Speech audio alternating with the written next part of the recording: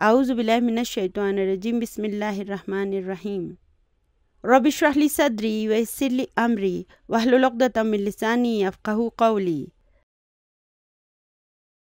यहाँ पे सबसे ऊपर लिखा हुआ है अल बैतू।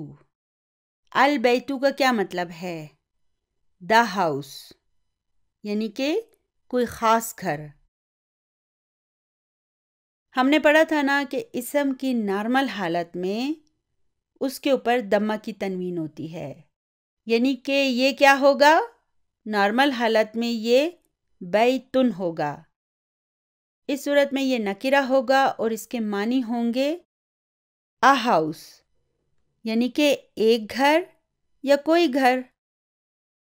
फिर जब इसमें अल आ जाता है तो तनवीन भाग जाती है, तो फिर ये हो जाता है अल बैतू।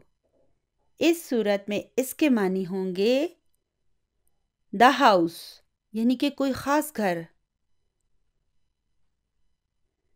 चलिए देखते हैं कि इसके आगे क्या लिखा हुआ है। आगे लिखा है फिल बैती। अरे ये क्या? ये अल बैतू से अल बैती में कैसे तब्दील हो गया? ये किसने किया?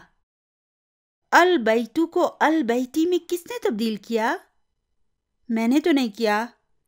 क्या आपने इसे तब्दील किया है? नहीं। तो फिर किसने इसे अल बैतू से अल बैती में तब्दील कर दिया? कोई तो वजह होगी जिसकी वजह से ये अल बैतू अल बैती में तब्दील हो गया। इस अल बैती से पहले देखें क्या लिखा हुआ है। ये क्या लिखा है? फी। जी हाँ, ये फी जो है ये एक हरफो जर्रिन है जिसने इस अल बैतू के आखिर में मौजूद एक दम्मा को एक कसरा में तब्दील कर दिया। देखें, ये जो मैं कह रही हूँ ना हरफो जर्रिन, तो ये जर लफ्ज़ जो है ये भी मजरूर से निकला हुआ है। हम पढ़ चुके हैं कि किसी इसम के आखिरी हर्फ पर जब एक कसरा या कसरा की तनवीन आ जाती है तो ये मजरूर होता है। तो अब हम ये कहेंगे कि ये अल बैती जो है ना ये मजरूर है।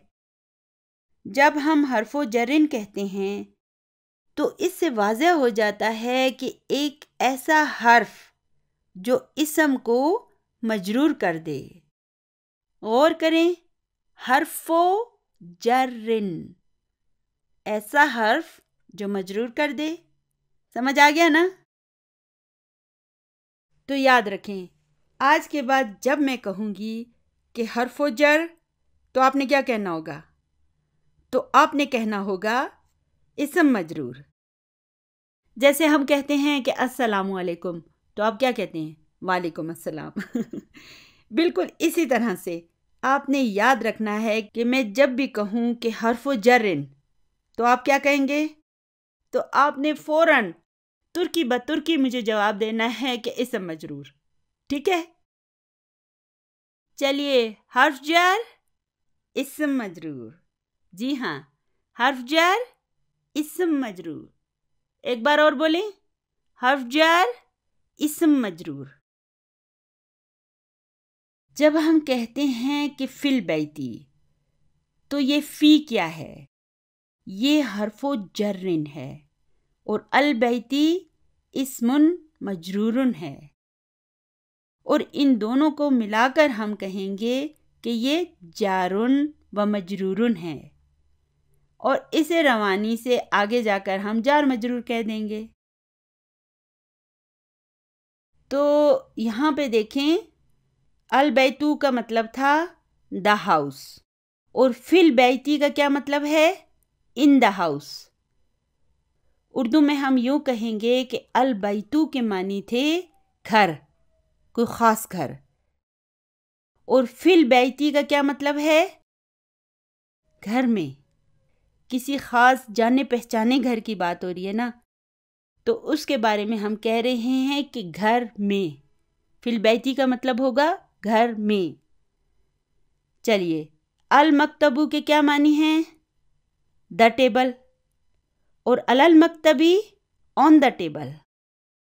क्योंकि इंग्लिश में हम मार्फा और नकीरा की पहचान आसानी से करते हैं, इसलिए तर्जुमा मेरा ख्याल है इंग्लिश में ज़्यादा बेहतर रहेगा, ताकि आपको इसके मानी की तब्दीली समझ आ सके। ठीक है, आपको पता चल जाए कि मानी में क्या तब्दीली आई है। तो अल मस्जिदू के मानी होंगे द मॉस्क, और फिल मस्जिदी इन द मॉस्क। अस्सरीरू द बेड, और अलस सरीरी ऑन द बेड। याद रखें कि फ़ी के मानी होते हैं में, इंग्लिश में हम कहेंगे इन, और अला के मानी होंगे ऑन। ठीक है, उर्दू में हम कहेंगे पर, मेज़ पर या ऊपर। ठीक है, आगे जाकर हम इसम के मजरूर होने की और वजूहात भी पढ़ेंगे, लेकिन फ़िलहाल हमने किसी इसम के मजरूर होने की पहली और सबसे अहम वजह पढ़ ली है कि जब किसी इसम से पहले हर्फ जर आ जाता है तो वो हर्फ जर अपने बाद आने वाले इसम को भी मजरूर कर देता है। रब्बना आतिना फिद दुनिया हसनतन व फिल आखिरति हसना व क़िना अज़ाबन नार। सुब्हाना रब्बिक रब्बिल इज़्ज़ति अम्मा यसिफून व सलामुन अलल मुरसलीन वल्हम्दुलिल्लाहि रब्बिल आलमीन। जज़ाकुमुल्लाहु खैरन कसीरा। अस्सलामु अलैकुम व रहमतुल्लाहि व बरकातुहू।